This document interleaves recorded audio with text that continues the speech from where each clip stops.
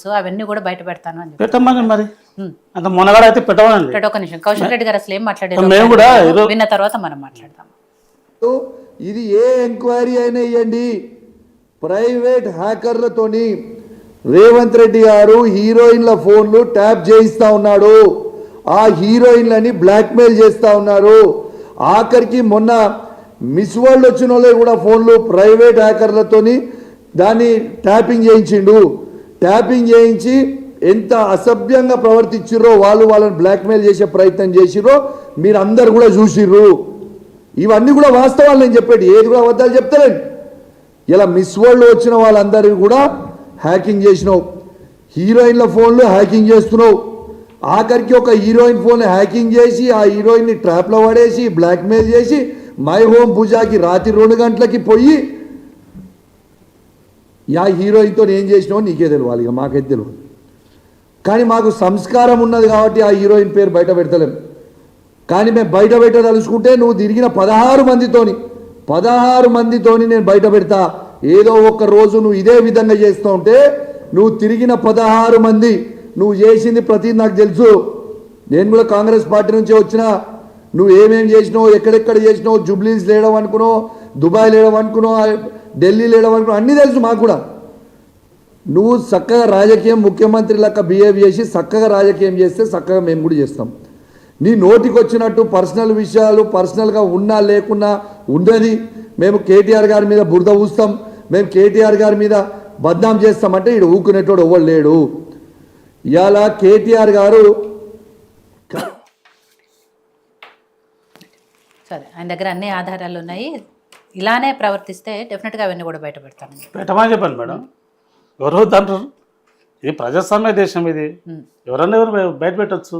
పెట్టమని ఆయన ఎవరు ఆపుతుండ్రా, ఆయన ఎవరు వద్దంటుండ్రా, కట్టేసిండ్రా, ఆయన ఏమన్నా సంఖ్యలతో కట్టేసిండ్రా చెప్పమని చెప్పండి, మీడియాకి పెట్టమనండి. ఉంది కదా ప్రజాస్వామ్యంలో స్వేచ్ఛ అందరికీ ఉంది కదా. ఏం లేదు పార్టీలో ఎవడు దేక్తలేడు. ఆ పార్టీల పవిత్రమైన తెలంగాణ భవన్లో ఇలాంటి చీరపువ్వులు వచ్చి మొత్తం గబ్బు లేపేసారు. ఒకప్పుడు ఉన్నటువంటి ఉద్యమ నేపథ్యం కాదు. నేను కాంగ్రెస్ పార్టీకి వెళ్ళి వచ్చినా అంటే ఆయన ఒక్కడే కాదు, చాలామంది వచ్చారు కాంగ్రెస్ పార్టీ నుంచి వచ్చి మంత్రులు అయినరు, టీఆర్ఎస్ పార్టీలో విప్పులు అయినరు, ఎంపీలు అయినరు. ఆయన ఒక్కడే కాదు మనగాడు. కథ కూడా చెప్పినావు, ఆయన మాటల వల్ల పార్టీ నాశనం అవుతుంది. మరి కమిషన్ కమిటీ ఉందో లేదో తెలియదు, మరి పెద్దలు ఉన్నారు వాళ్ళు ఉన్నదో తెలియదు. మరి దీనిపైన కూడా పార్టీలో చర్చ జరగాలి, ఇమ్మడే సస్పెండ్ చేసి పడేయాలి. ఇలాంటి వాళ్ళ వల్లనే ఒక పవిత్రమైనటువంటి తెలంగాణ భవనే కావచ్చు, పార్టీ కావచ్చు నాశనం అయిపోతుంది. గతంలో కూడా ఇదే వేదిక మీద చాలాసార్లు చెప్పినాం, తెలంగాణ వాదులను కొట్టిన చరిత్ర మహానుభావం. దానిలో మా కూడా దెబ్బలు లాగినాయి మానకోటలు. మళ్ళీ మొన్న పోయిన సంవత్సరాలు కూడా మరి మా మీదనే కేసు పెట్టిండు, A4 నాది, ఉద్యమకారుల మీద. ఇదే గచ్చిబౌలి పిఎస్లో పెట్టారు. ఏమున్నాయి మాట్లాడనికే? ఇప్పుడు కాంగ్రెస్ పార్టీ నుంచి వచ్చినా అంటే కాంగ్రెస్ పార్టీ నుంచి మేము కూడా టీఆర్ఎస్ నుంచి 23 ఏళ్ళు నుండి వచ్చినాం. అంటే మాకు తెలియదా కేసీఆర్ ఆడుకోతాడు, కేటీఆర్ ఆడుకోతావు, హరీష్ రావు ఆడుకోతావు తెలియదా? అవన్నీ ఉంటే ప్రూఫ్స్ ఉంటే చూపి. అది కాదు మాట్లాడాల్సింది, నువ్వు ఏడుకోయినావా ఆడుకోయినావా అడిగాం కాదు. ఎట తిరిగి నన్ను ఎవడు దిగుతలేడు, పార్టీలో చులకన అయిపోయినా ఏం లేని ఒక హైపై కోసం అంతే తప్ప అది కుక్క మురిగినట్టు మురిగితే కాదు. అది దేనికైనా కూడా సాక్ష్యాలు ఉండాలి, మాట్లాడేటప్పుడు సాక్ష్యాలు ఉండాలి. ఒక 9.5 సంవత్సరాలు 10 సంవత్సరాలు ఈ రాష్ట్రాన్ని ఏలిన పార్టీ, మరి పార్టీలో పెద్ద మనుషులు ఉన్నారు. గతంలో కాంగ్రెస్ నాయకులు కూడా చాలా మంది బీఆర్ఎస్ నాయకుల మీద మాట్లాడారు కదా, అప్పుడే ఆధారాలతో మాట్లాడారు. ఆధారాలతోనే చూపించడం కదా. ఈరోజు అందరూ ఇదే కేటీఆర్ డ్రగ్స్ తీసుకున్నాడని, హీరోయిన్లతో తిరిగిండని, వాళ్ళ ఫోన్లో ట్యాప్ చేశారు, అవన్నీ బయటపడ్డాయి. 1 by 1 బయటపడ్డాయి కదా, బయటపడ్డాయి. అవన్నీ మాట్లాడిన మొత్తం ఉన్నాయి, అవన్నీ మనం చూస్తూనే ఉన్నాం కదా. డ్రగ్స్ తీసుకున్నాడని బయటపడిందా, హీరోయిన్తో తిరిగాడు బయటపడిందా? అది మేడం, హీరోలతో తిరిగినవన్నీ కూడా ఇప్పుడు మనం మాట్లాడితే బాగుండదు. ఆ రోజు కూడా ఇప్పుడు ఇదే వేదిక మీద మాట్లాడే అంశాలు ఉంటాయి, అది పోలీసు నిర్ధారణ చేస్తారు. ఆ డిపార్ట్మెంట్ ఉంది, అది ఆ డిపార్ట్మెంట్కు అప్పచెప్పిండ్రు. కాబట్టి అవన్నీ ఉన్నాయి మేడం. కాబట్టి ఆలోచన విధానంతో మాట్లాడాలి. పార్టీ ఉంది, పార్టీ క్రమశిక్షణ కమిటీ దీని మీద చర్య తీసుకోవాలని చెప్తున్నాం.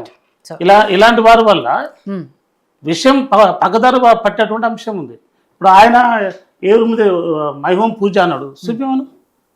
అరే ఆయన ఇప్పుడు ఏంటంటే ముఖ్యమంత్రి గారి మీద అబ్బండాలు వేస్తే మాట్లాడితే పెద్ద హీరో అనుకుంటున్నాడు, పెద్ద నాయకుడు అనుకుంటున్నారు. ఇది ఫ్యాషన్ అయిపోయింది.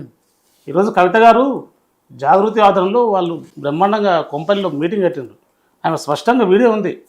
ఎవరిని తిట్టవద్దు, ఎవరి మీద అబ్బండలేదు. మీరు నాయకులు కావాలనుకుంటే ప్రజాస్వామ్యం మీద, రాజ్యాంగం మీద పట్టుబట్టని నేర్చుకోండి, శాంతియుత మార్గంలో వెళ్ళండి అని ఒక హితబోధ చేస్తూ ఆమె ఒక నాయకత్వం తయారు చేస్తుంది. మరి ఈయనని ఎవరు తయారు చేస్తుంది? ఇలాంటి చిటపురులనే కదా పార్టీకి భ్రష్టు పట్టేది. కాబట్టి గతంలో చెప్తున్నాం, ఇప్పుడు చెప్తున్నాం, ఇలాంటి వాడి వల్ల మరి పార్టీకి నష్టం జరుగుతుంది, మనుషుల మధ్య వ్యత్యాసం జరుగుతుంది. ఏదో ఊహించుకొని మాట్లాడితే కాదు.